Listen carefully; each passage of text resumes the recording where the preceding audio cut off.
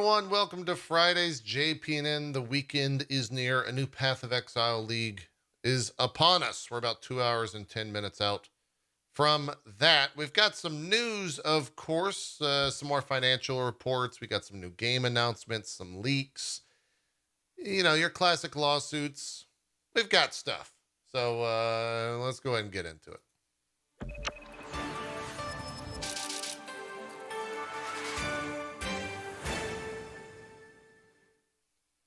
Let's begin with a little financial reports. Square Enix talking about their finances for the past year. MMO sales, not surprising here, increased 56.2 compared to last year, which is a record high. Of course, Endwalker adding to that, as well as the giant boom on Twitch, which we saw its highest peak concurrent on Steam. Didn't get to see anything on the Square Enix side itself, but hey, seems to be doing very well there. However, Square Enix once again doubling down and saying they will begin to invest further in blockchain projects, including NFTs, among others. They put out a quote. They said, encouraged by the results and feedback from our NFT business, who the fuck is giving? We have decided to produce a second season.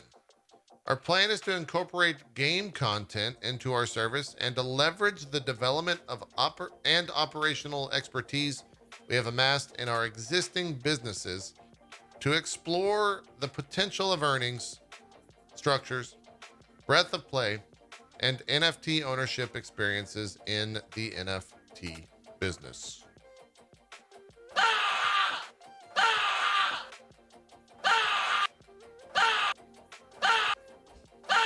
Sorry, thing bugged out. And the latest financial report, Sega announced that Yakuza, including the Judgment series, have sold over 2.9 million units worldwide this past year. Persona sold a total of 1.3 million units worldwide, including digital and physical sales. Hey, that's awesome. Give me Persona 6. Come on. I need it. I want it right now. Give it to me. They also promised, quote, significant increase in titles, as well as the continued revenue from the, quote, large number of titles, including remake / remaster spinoff / change of theme / multi-channel monetization. Sega Super Game Initiative. First game is not expected until fiscal year 2026. We reported on what the Super Game Initiative is a while back. You can go check out some more information on that over at GameIndustry.biz for their earnings report. NPD put out its numbers for April. According to them, consumer spending dropped off in the US. It's down 8% compared to last year. Lifetime unit sales of the Nintendo Switch have now surpassed that of the PlayStation 4, making it the fourth highest unit selling console in US history and the sixth highest unit selling video game hardware of all time. The top 5 games for the US in April 2022. Number 1, Lego Star Wars The Skywalker Saga. Elden Ring at number 2. MLB The Show 22 at 3. Kirby and the Forgotten Land coming in at 4. And Nintendo Switch Sports sitting in that 5th spot. I think that's kind of insane to consider, because I think Nintendo Switch Sports came out on the 29th or the 28th? So it only had 3 days and it clocked in at number 5. I bet you we see that again for the NPD numbers in May. Moving along, the Keyword Studios contractors at BioWare Edmonton who are trying to unionize will be able to continue to work remotely. According to an internal email viewed by The Verge, the return of office policy was one of the key reasons the contractors had begun organizing. Full-time BioWare staffers are being offered a hybrid work from home option, Keyword Studios employees told The Verge. In a message sent to staff last Friday, the contractors were told that remote working would be maintained, quote, until further notice. A secret ballot vote to determine whether or not the keyword contractors want the union to represent them should be taking place soon, as the Alberta Labor Relations Board has, quote, officially ordered a unionization vote by mail-in ballot. TheVerge.com has more on that story. Now, this is an interesting story. A class action lawsuit has been brought against the game grading firm WADA, which plaintiffs accuse of unfair business practices and, quote, manipulating the retro video game market. The class action lawsuit centers around claims made in a pair of reports last year, which alleged that WADA colluded with an auction house to artificially inflate the value of the retro video game market for their own gain. Allegations both companies denied to VideoGameChronicle.com at that time. This is shocking news, chat, that scumbags are being scumbag. The lawsuit was filed on May 10th in the Central District of California by plaintiffs and class members from across the U.S. who paid for the video game encapsulation and grading services from WADA. The exact number of class members is unknown, but it's estimated they could exceed 10,000 individuals based on WADA's average submission figures. The plaintiffs accuse WADA of, quote, engaging in affirmative acts to manipulate the retro video game market, engaging in unfair business practices, engaging in false advertising, making false statements, and the turnaround times for grading services, and failing to disclose material delays to customers. A little bit of extra information about the retro game market. Last summer, a pristine condition copy of Super Mario 64 sold for $1.56 million. And a couple weeks later, a copy of Super Mario Bros. 3 sold for $2 million.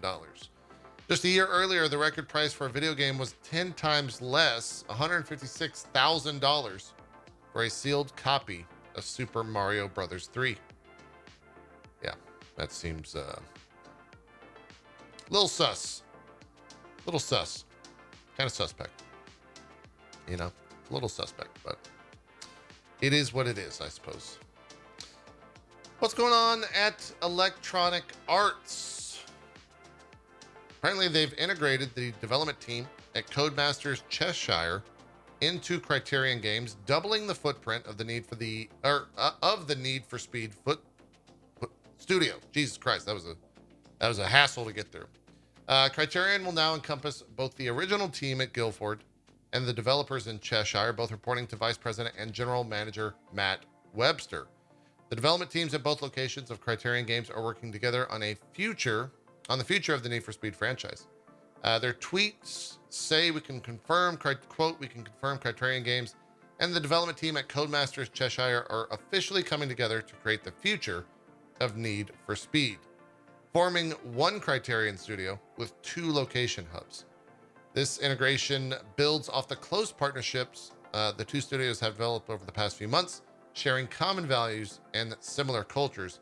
We strongly believe unifying the wealth of experience across both teams will help us to deliver the best racing experience we can for our players.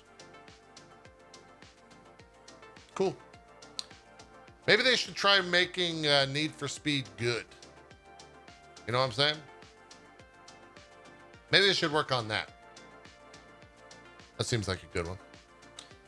Capcom has updated its Street Fighter V community license agreement. The summary for the changes made are that the increased prize pool limit from $2,000 to $10,000 per event. They removed the yearly $10,000 prize pool limit, increased sponsorship from $5,000 to $6,000 per event, and the limit from $20,000 to $30,000 per year. They changed the spectator fee restrictions and the venue restrictions for bars. They also removed the license grant back for video/photo consent captured at events. For more details, you can head over to news.capcomusa.com. I'm sure the fighting game community will have a lot of thoughts on these.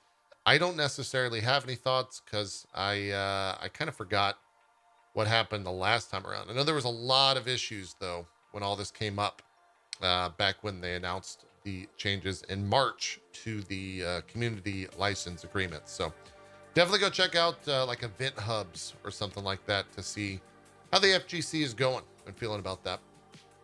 Let's move on to little gaming news. Little gaming news. For anyone watching this about 7 hours in the future on YouTube, the PoE patch notes are up.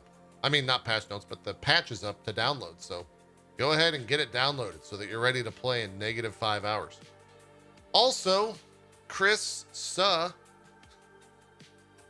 that's a funny name, the EA's CFO has reported to investors that Apex continues to deliver mind-boggling gains for the company.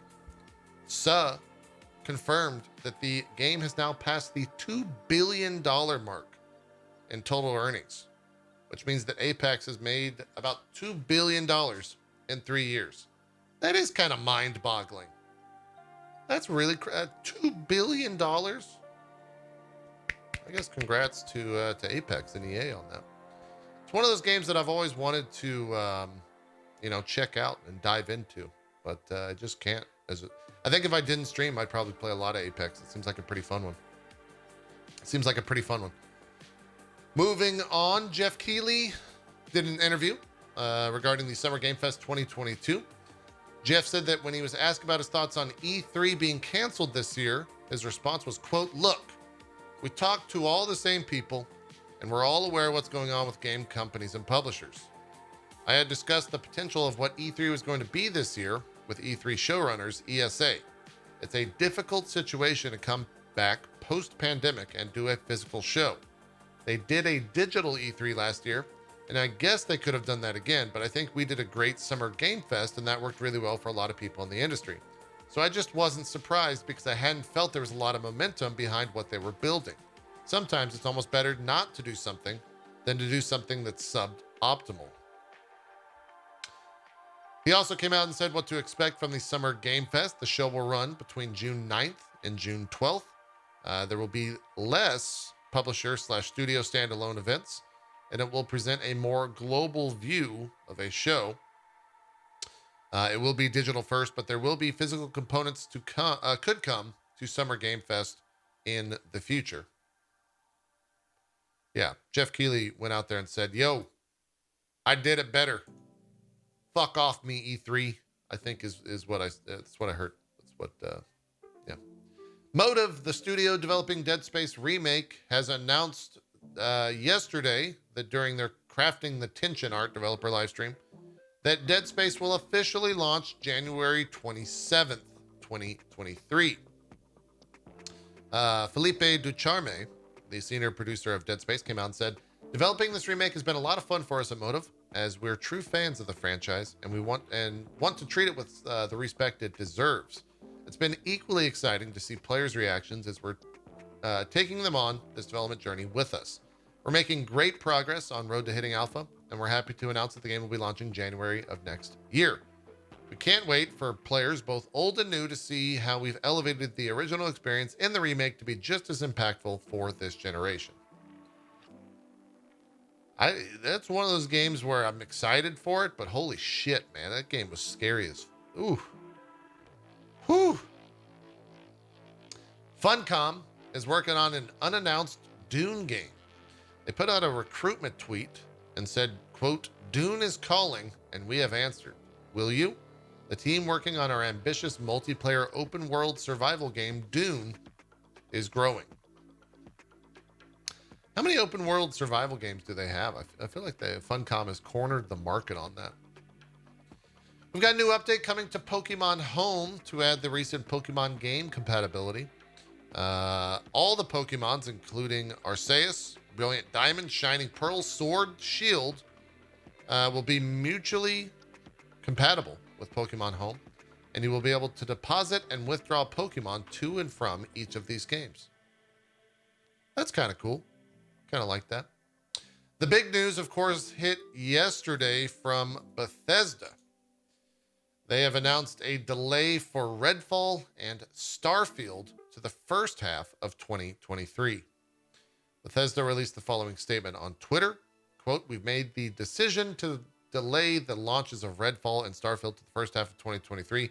The teams at Arcane Austin the creators of Redfall, and Bethesda Game Studios, Starfield, have incredible ambitions for the games, and we want to ensure that you receive the best, most polished versions of them.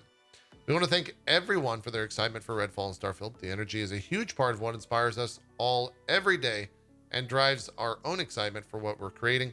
We can't wait to share our first deep dive into the gameplay for both Redfall and Starfield soon.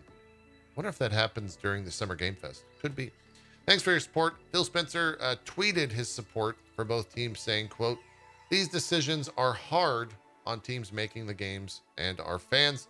While I fully support giving teams time to release these great games when they are ready, we hear the feedback, delivering quality and consistency is expected. We will continue to work to better meet those expectations." Well, Elden Ring's game of the year. That's my response to that. And maybe the only game that comes out and gets put on the top 10 this year. There's no video games this year, guys. It's a slim pickings. It's slim pickings is what it is. Yesterday, we saw gameplay for this game. You can check it out on the trailer time that we did for Multiverses. They came out and said that it's going to EVO with a 2v2 tournament hosted by Warner Brothers Games. They're going to be awarding the top 32 teams. Trying to capture a little bit of that magic, perhaps, as Smash will not be there at EVO, but it's going to be a little bit tough. It's going to be a little bit tough. We've got a new Call of Duty mobile game in the work. It's codenamed Project Aurora. It's being described as a large-scale battle royale. It's currently in closed alpha. CallOfDuty.com/blog posted that. MiHoYo has announced a brand new game. It's an urban fantasy action RPG. It's called Zenless Zone Zero, or ZZZ. It's coming out on PC and smartphone with further platforms to come. They put out a statement regarding the overview of what the game is. It says Zenless Zone Zero is a brand new game IP set in a post-apocalyptic metropolitan city. It features an engaging story with futuristic art style, distinctive characters, and an exhilarating action-oriented combat system. Players in the game take on the role of a proxy, a special professional who guides people in their exploration of hollows. A great many people want to enter the hollows for their own various reasons, and the proxies are their indispensable partners. Players will help them explore the hollows, battle their enemies, achieve their goals, and in the process learn more about their story. Besides the engaging story, the 3D anime style features a fluid, cinematic, action-oriented combat system. While fighting ethereal, players can take control of different characters to unleash electrifying skills and unlimited QTE combos. If you blanked out and you didn't hear anything I just said, they're basically taking Genshin Impact and putting it into a post-apocalyptic urban RPG. And that's it. We watched the trailer a little bit earlier. We'll probably check it out next Tuesday on trailer time. I kind of like the character models. Kind of like it. Looks kind of cool. You know. 505 Games has announced its first digital showcase. That'll be happening on May 17th at 1400 bullshit time, BST, everyone knows it. 1500 CET and 6 a.m. Pacific. We'll see what shows up there. Dying Light 2 Stay Human has announced their roadmap with the game's first story DLC scheduled to release in September. The tweet says, "Dear Pilgrim, your feedback always has the highest priority for us, and we want to be honest and transparent with you. We still need a bit more time to develop the first story DLC. It's now planned to be released in September. However, in June, we will introduce the first game chapter entitled In the Footsteps of a Night Runner, filled with content and events, as well as the highly anticipated photo mode. So stay tuned for more action in the city." Forgot Dying Light 2 came out this year. Oh well. Fall Guys Ultimate Knockout is having a, quote, big announcement. That'll be on May 16th at 1 p.m. Eastern or 6 p.m. bullshit time zone. We'll see what that is and have the news on that.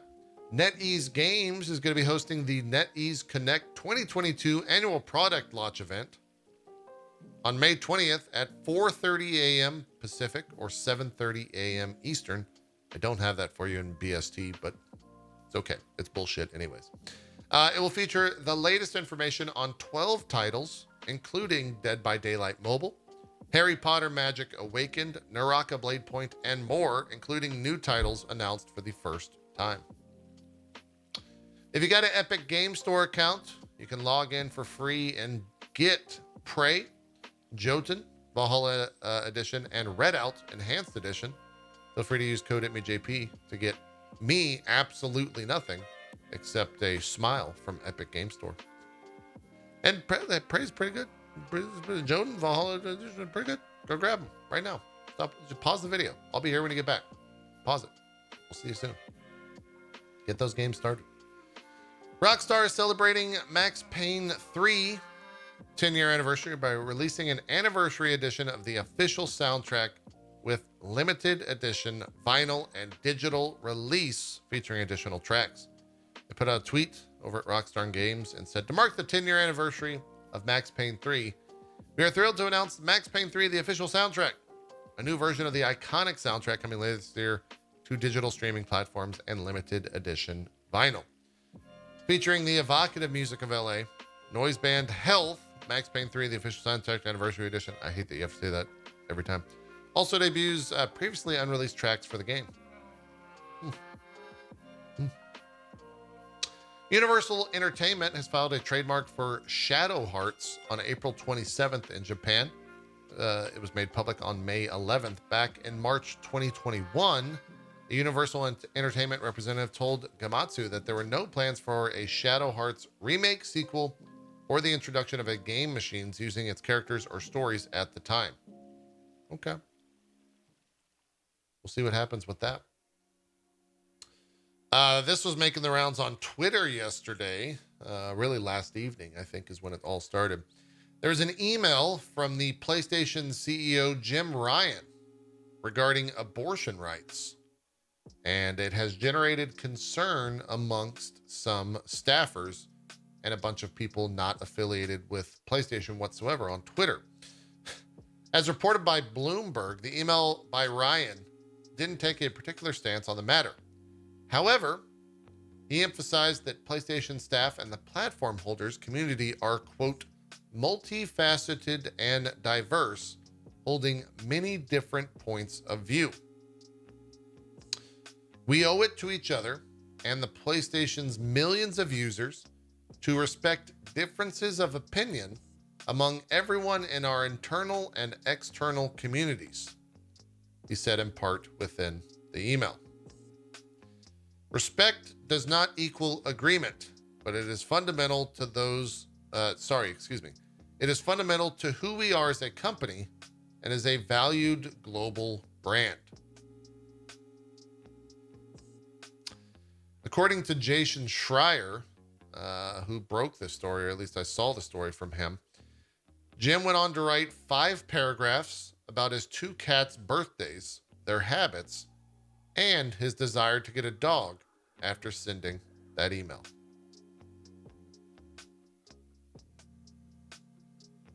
Okay. Sure, Jim. Do what you want to. Jesus. Fucking hell, man. Whew. Okay, sorry. You gotta collect yourself. Finally, the rumor of the day, a person by the name of Dusk Golem, who is a well-known horror games aficionado and insider, leaked 4 images of a Silent Hill game currently in development. Quote, Silent Hill leak. There's a lot I'm not sharing for now. This is from a relatively new source for me, but I have been given more than enough proof to believe them. I will also mention the names Anita and Maya, SMS messages, and this is not the only Silent Hill game in development. These shots are a bit dated from 2020, so maybe this project looks a bit different now. But what I'm choosing to share, I know many will doubt this, but I have a lot of private proof to show this is real. And as always, I continue to wait on the Silent Hill game reveal. Dusk Golem also confirmed that Sony is still involved with the development of the Silent Hill game. If you're at all questioning the validity of any of this? Well, the images have been removed as the account received a DMCA strike by Konami. So there's really two ways that you can go about that. You can just basically completely ignore it, maybe put out a statement denying it, and then everyone's going to think, well, maybe that guy doesn't know what the fuck he's talking about. Or you can issue a DMCA strike, and then everyone knows that Silent Hill has some games coming down the line. Good job, Konami. Good job. Good job. That's going to do it for the news today. We'll see you on Monday, probably, unless I can't pry myself away from PoE, but we'll probably be able to do it. We'll circle back around. I hope you guys have a great weekend. Feel free to subscribe, drop a like, drop a comment, do what you need to do. Enjoy some PoE, enjoy the weekend, and we will see you on Monday for more JPNN. We're out of here. Bye-bye.